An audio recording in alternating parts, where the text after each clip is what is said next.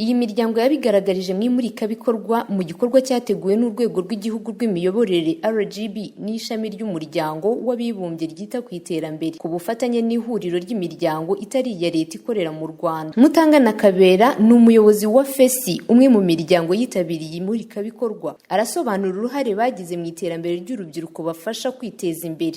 Uruhare rwacu ni uruhare runini cyane kuko burya ikintu cyitwa sosiyete sivile cyangwa se imiryango itari iya leta, uruhare igira ni runini kugira ngo tubashe kugera ku iterambere ry'igihugu. Bo twe tugera kuri ba bantu hasi baba barasigaye. Nk'urugero, nk'ubu turi mu mudugudu w'icyitegererezo wa Karama, tugiye kuvuga kuri iyi projet specific twerekanye hano.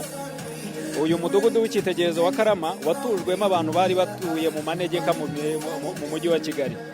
Abo bantu bamaze guhuzwa, bahurijwe hamwe, hahise havuka ikibazo cy'urubyiruko rwinshi, rimwe na rimwe rwigiraga ku mashuri abegereye, bahageze ngira ngo nka kwa guhindura aho bari batuye, batangira kunanirwa ngira ngo nko kwisanga, hazamo ibibazo byo gukoresha ibiyobyabwenge, ibibazo by'urubyiruko rwirwa ruzerera aho ngaho. Tuganira n'umujyi wa Kigali utubwira ko ufite ikibazo cyane kuri urwo rubyiruko. Nibwo twagiye tureba dufata urubyiruko 100, ntago ari bose ariko twafashe 100 bari barimo kugira ngo tubashe kureba ngo aba bantu ntago bari mu ishuri, nta kazi bafite, nta n'ikiraka bafite, nta n'ubumenyi buhagije bafite.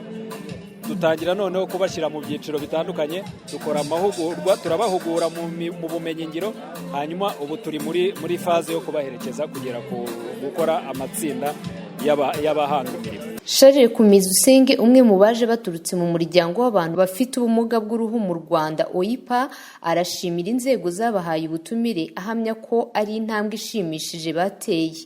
Abantu benshi iyo bahejwe igihe kirekire byeregeye ko nabo biheza, niko rero no muri gahunda z'abafite ubumuga niko byagenze. Bahejwe igihe kinini, haba mu kazi, haba mu kwikorera, bigera igihe nabo bumva ko badashoboye, koko bumva ko bagomba kwiheza. Ariko uyu munsi twashoboye kugerageza uburyo natwe tugaragaza ko dushoboye, dushingiye ku mahugurwa twagiye duhabwa. Iki kitwitegaho twese, nta muntu ushimishwa no kuba umutwaro w'igihugu, kuba ari umuntu usabiriza, kuba ari umuntu igihe cyose uteze amaboko. Nako icyo twitezweho kuba batwitegaho nuko dushaka kugaragaza ko dushoboye, duhawe amahirwe dushobora kuyakoresha neza. Ntegereza ko iyi gahunda twatangije gukora amasabune ishobora muri iyi minsi iratwambika, iradutunze n'imiryango yacu, kandi hari abo nabo yigisha bafite ubumuga bari hirya no hino. Iyo babonye turi gukora twariteje imbere, nabo bibatera imbaraga, bumva ko nabo bashobora bakikura aho bari mu bwigunge, nabo bakashaka kwikorera nko rusange. Icyo nasaba ni uko mbere ikintu kigora abantu bafite ubumuga ni igishoro. Usanga rero izi gahunda, amabanki, bino bigo byiteza imbere nk'amabanki, ntago yizera ari kwizera abantu bafite ubumuga, ku buryo ushobora gusaba kredi, ntago byoroshye kugira ngo baguhe inguzanyo kugira ngo ushobore kuzamura bizinesi yawe. Icyo twasaba ni uko ayo mabanki nk'ibi bavuga bya BDF byatangira gutekereza ku bafite ubumuga, ntibishyireho kondisiyo zigoranye kugira ngo ushobora kubyemera gutya, ariko ugasanga nta mubare w'abantu bafite ubumuga bifata. Bashyiraho uburyo bworoshye kugira ngo umuntu ufite ubumuga ukeneye gukora kandi wagaragaje umushinga mwiza. Umuyobozi mukuru w'urwego rw'igihugu rw'imiyoborere RGB, Dr. Yusta Kayitesi, yavuze ko uburyo bw'imurikabikorwa bubafasha kurushaho kwita ku miryango itari iya leta. Avuga kandi yagize akamaro gakomeye mu muryango mugari w'Abanyarwanda.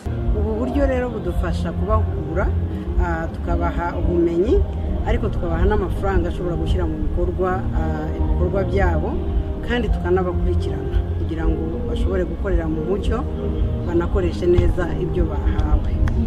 Mu by'ukuri ubona ibikorwa bitandukanye bagiye bakora byegereye abantu, kandi n'ubundi sosiyete sivile ni uko ikwiriye kuba iteye.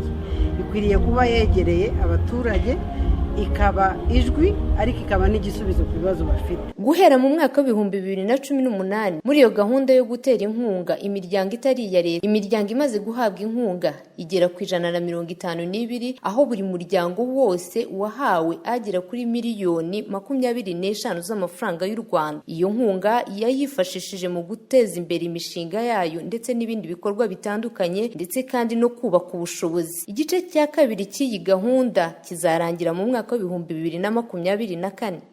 Mutetera Zina Shifa, Radio Imanzi, i Kigali.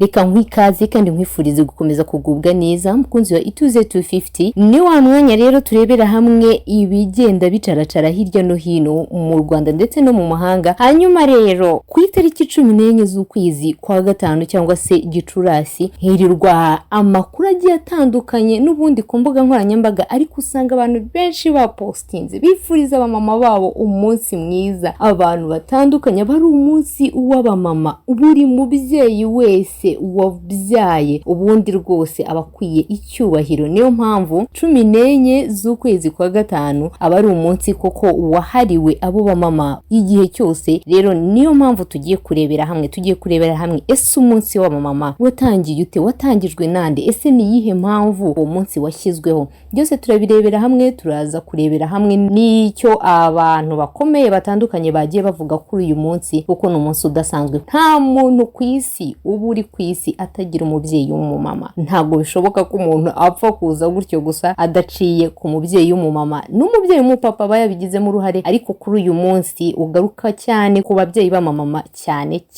Reka turebere rero hamwe uko uyu munsi watangiye, naho waturutse, n'umuntu wawutangije n'icyo yaragamije. Umunsi mpuzamahanga rero wahariwe umubyeyi w'umugore wizihizwa buri mwaka ku cyumweru cya kabiri cy'ukwezi kwa Gicurasi cyangwa se ukwezi kwa gatanu. Ubwo ni ukuvuga ngo ni umunsi ngarukamwaka. Umunsi w'umubyeyi w'umugore ufatwa nk'igihe cyo kubereka ko ari ab'ingenzi cyane, ndetse kandi hakazirikanwa uruhare bagira mu miryango yabo. Uyu munsi kandi ufite inkomoko mu myaka yo hambere, watangijwe rero na Anna Jarvis mu rwego rwo guharera icyubahiro nyina witabye Imana mu mwaka w'1905. Ibi rero yabikoraga buri mwaka. Rero kuva icyo gihe uyu mwaka watangiye kuba ikimenya bose, ndetse kandi hirya no hino ku isi batangira kuwizihiza. Uyu munsi mukuru w'ababyeyi b'abagore warizihijwe cyane, maze rero mu mwaka w'1914 wari perezida wa Leta Zunze Ubumwe za Amerika Woodrow Wilson awemeza nk'umunsi w'ikiruhuko. Asohora itangazo ryemeza uyu munsi umunsi w'ikiruhuko cyo kwizihiza umunsi mukuru w'ababyeyi b'abamama. Abantu benshi bagiye bagira icyo bawuvugaho, bawugarutseho kenshi, bagenda bawuvugaho. Hari rero n'abantu bakomeye kandi bagiye bagira icyo bawuvugaho, harimo n'uwahoze ari perezida wa Leta Zunze Ubumwe za Amerika Barack Obama. Yagize ati, umunsi mwiza w'abamama, ndizera ko mwafashe umwanya wo kuwizihiza mwese babyeyi, kandi mbasabye kuhabera n'abandi bose bababuze. Ati, kuri Michelle Obama, warakoze cyane kubera umubyeyi udasanzwe abakobwa bacu beza. Twese rero watubereye urugero rw'umubyeyi mwiza. Ntabwo ari uwo gusa wenyine rero wagize icyo abivugaho, uko ni abantu benshi ku giti cyabo bagiye bapostinga babwira ababyeyi babo babifuriza umunsi mwiza w'ababyeyi b'amamama. Muri urwo rwego rero nyakubahwa Madamu Jeannette Kagame nawe yagize icyo avuga, agira icyo avuga rero kuri Twitter ye. Yavuze ati, umunsi mwiza ku babyeyi b'abagore, babyeyi muri isoko y'urukundo n'ubwitange ku miryango yanyu, haba mu byishimo ndetse no mu bihe bigoye. Tubashimiye umutima wanyu uhora uzirikana neza. Hanyuma rero ni tweet abantu benshi bagiye bagarukaho cyane, bagaragaza ko mu by'ukuri bayikunze. Adruwaje atera comment avuga ati, no wiyita son of God, yaje avuga ati, we love your mom. Hanyuma uwitwa Professor Bosco Ndarabutse yavuze ati, happy Mother's Day to you. n'undi nawe yiyita Agapome aravuga ati amen, yasubizaga kuri iriya tweet ya Madame Jeannette Kagame. Hanyuma rero wiyita Sibomana Emmanuel yavuze ati mbega umunsi nk'uyu aba ari mwiza cyane pe, ati kuri ba mama bacu batubikiraga ibyo kurya tudahari, batwonkeje bakadukarabya n'ibindi byinshi cyane, turabakunda, mugira umunsi mwiza. Uwitwa Dani nawe yaje aravuga ati murakoze mubyeyi wacu, Imana ikurinde nawe, umunsi mwiza w'ababyeyi kuri wowe. Hanyuma witwa Mama Happiness yaje nawe asubiza kuri tweet ya Madame Jeannette Kagame aravuga ati urakoze mubyeyi, urugero rwiza tureberaho, Imana ikomeze ikurinde. Hanyuma rero witwa Niyongira Jean Damascene nawe yavuze ati iteka duhora tubashimira ababyeyi beza, ntacyo twabona twabitura, muri ab'agaciro gakomeye. Hanyuma rero witwa Mami 10 nawe yaje aravuga ati urakoze cyane mubyeyi wacu, Happy Mother's Day to you. Uwiyita Jules Didier yaje ashyiraho umutima arigendera. Hanyuma uwitwa Aline Uwase yaje aravuga ati urakoze mubyeyi. Witwa Jules Didier yaje aravuga ati Happy Mother's Day ashyiraho n'umutima. Nuko nguko byari byifashe uyu munsi, bitari n'ibyo hirya no hino abagiye bagira icyo bavuga ku mbuga nkoranyambaga zabo bifuriza ababyeyi babo mu by'ukuri umunsi mwiza w'abamama. Hagati aho wakwibaza uti se mu by'ukuri nakorera iki umubyeyi wanjye ku munsi nk'uyu? Hari igihe wibaza uti se mu by'ukuri namuha iki, ni iyihe mpano namuha? Byose ni ibintu ushobora kwibaza. Ahangaha hari ibintu bigera muri 5 nakushakiye kugira ngo ubashe kumenya ese mu by'ukuri nshobora kumukorera iki akanezerwa. Rero icyambere ushobora kumukorera, ushobora kumusohokana ukamugurira icyo kurya akunda, akakirya noneho nawe atari we wagiteguye, akakirya atakiririye mu rugo, akakirya wamusohokanye, ukamusohokana ahantu heza gishobora kuba gitegurirwa, ukakimushakira rwose, ukamubwira uti mama uyu munsi nkeneye yuko uri burya ifunguro utateguye. Nyuma rero ikindi kintu cya kabiri ni ukuvuga ngo ni ukumugurira umukenyero mwiza cyangwa se umwambaro mwiza, ku buryo ashobora kuzajya wambara agatambuka mu bandi babyeyi akavuga ati mu by'ukuri umwana wanjye nanjye narabyaye kandi narareze kandi ndakujije, kubera yuko mu by'ukuri umwambaro yambaye ni impano yakuye ku mwana we, cyangwa se ni amatunda yo kuba yarabyaye ndetse akarera ndetse agakuza. Byose ni ibintu biba biri bumushimisha. Ikindi kintu ushobora kumukorera akishima ni ukumugurira telefoni nziza, kumuhindurira telefoni ku buryo ashobora kuzajya areba n'ibindi bigezweho. Niba yari afite agatelefoni gato, ushobora kuba wamugurira telefoni ishobora kuba yatuma amenya amakuru agiye atandukanye nka smartphone, ukanamwigisha uko ikoreshwa. Nabyo ni ibintu byiza cyane ashobora kwishimira. Hanyuma rero ikindi kintu cya kane kibanziriza icya nyuma ushobora kumukorera ni ukumuzanira indabo nziza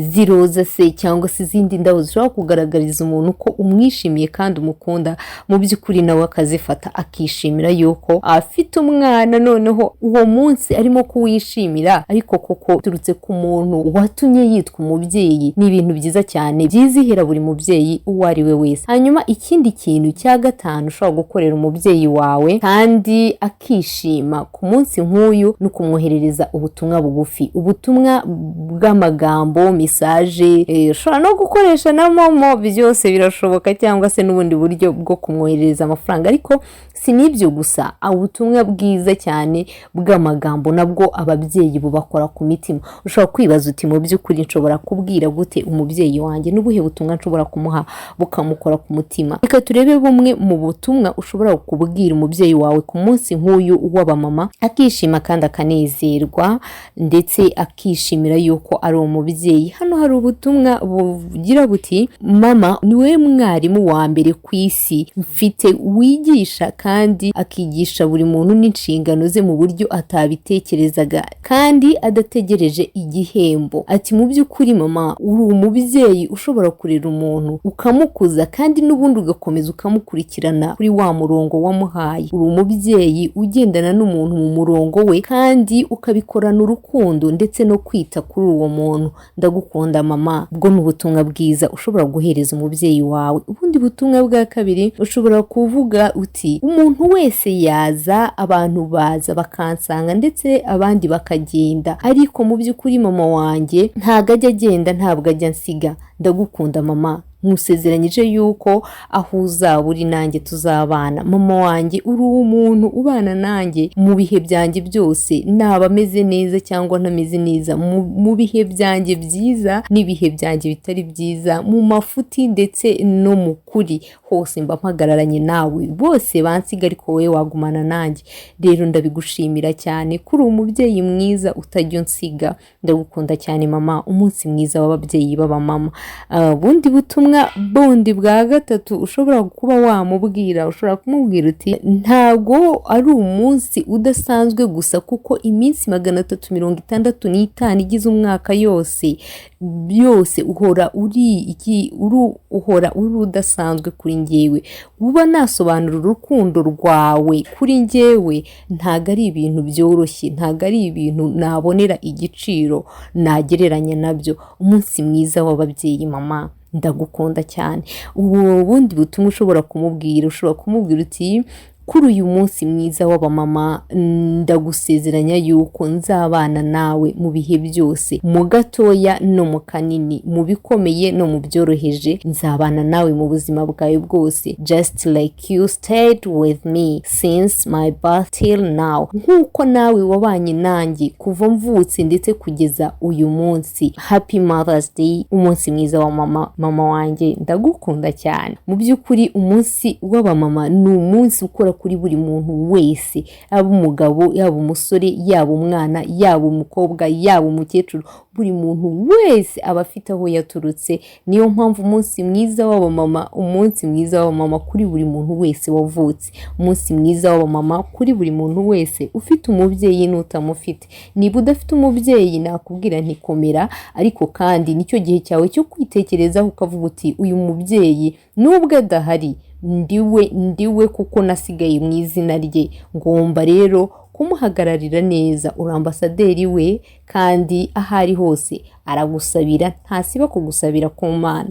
Niyo mpamvu rero nakubwira nti humura kandi ukomeze, mu by'ukuri ukomeze uwo murongo muzima urimo, ibyiza ukora bikomeze, kuko niryo shema rye ahari. Iyo aguteyeho ijisho aravuga ati mu by'ukuri nasize umuntu.